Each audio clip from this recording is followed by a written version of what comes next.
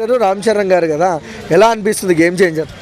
Game changer అంటే నాకైతే తెలిసి బాగుంది. రామ్ చరణ్ అంటే ఇంకా చెప్పాల్సిన అవసరమే లేదు. ఆయన గురించి బాగా హిట్ అవుతుంది అనుకుంటున్నా. శంకర్ డైరెక్టర్ కదా, శంకర్ డైరెక్టర్ అంటే ఇంకా నో ప్రాబ్లం, 100% బాగుంటుంది అనిపిస్తుంది. ఓకే, రిలీజ్ అయిన సాంగ్స్ కూడా మంచి ఆదరణ వస్తుంది, ఎలా అనిపిస్తుంది మీకు? నాకు చాలా బాగా హ్యాపీగా ఫీల్ అవుతున్నాను. నాకు ఇప్పుడు రామ్ చరణ్ గారిదైనా ఇప్పుడు ఇది అంటే చూస్తాను మూవీస్, నేను చాలా ఇష్టం నాకు. ఆయన పెద్ద డైరెక్షన్లో తీశారు కాబట్టి అది 100% బాగా ఉంటుందని అనుకుంటున్నాను. ఇన్నాళ్ళు మనము బాలయ్య బాబు గారిని, చిరంజీవి గారిని చూసేవాళ్ళం, మన రక్తంలో కలిసిపోయింది వాళ్ళిద్దరు హోరీ సంక్రాంతి బరిలో. ఈసారి బాలయ్య బాబు గారి పోటీగా మన రామ్ చరణ్ గారు వస్తున్నారు, ఎలా అనిపిస్తుంది? నాకు హ్యాపీగా అనిపిస్తుంది, నాకు చాలా సంతోషంగా అనిపిస్తుంది. అండ్ బాలయ్య బాబు గారు డాకు మహారాజు, రామ్ చరణ్ గారు గేమ్ చేంజర్, రెండు సినిమాల్లో ఏది బాగా హిట్ అవుతుంది? రామ్ చరణ్ గారిదే గేమ్ చేంజర్.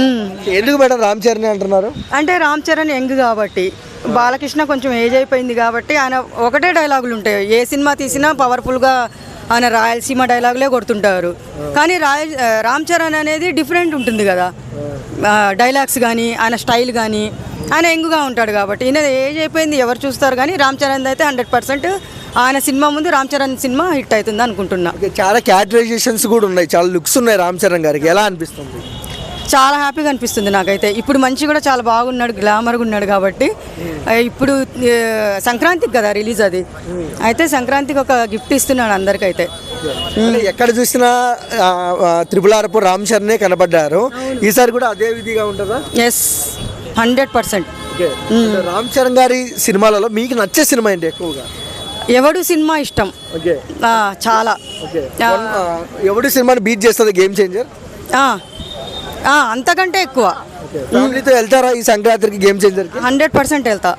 నాకు రామ్ చరణ్, అల్లు అర్జున్ సినిమాలు అంటే, కొంచెం పవన్ కళ్యాణ్, వీళ్ళు ముగ్గురు అంటే నాకు చాలా ఇష్టం. Thank you madam.